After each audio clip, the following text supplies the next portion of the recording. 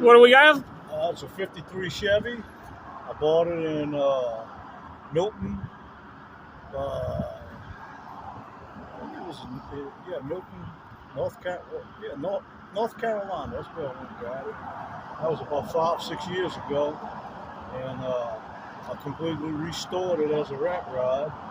It's got a 350, Vortec 350 with a roller cam, turbo 350 transmission, Camaro rear end, disc brakes on the front, converted the brake system.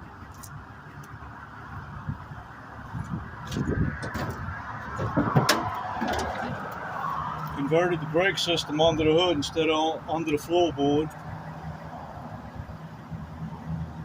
I believe it's a '96 Vortec 350. Got the Summit heads on it. Got the patina paint job.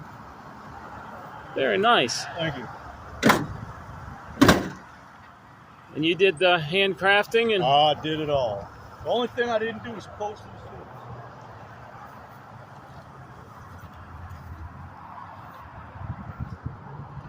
well, everybody, take care. God bless. Have a great day.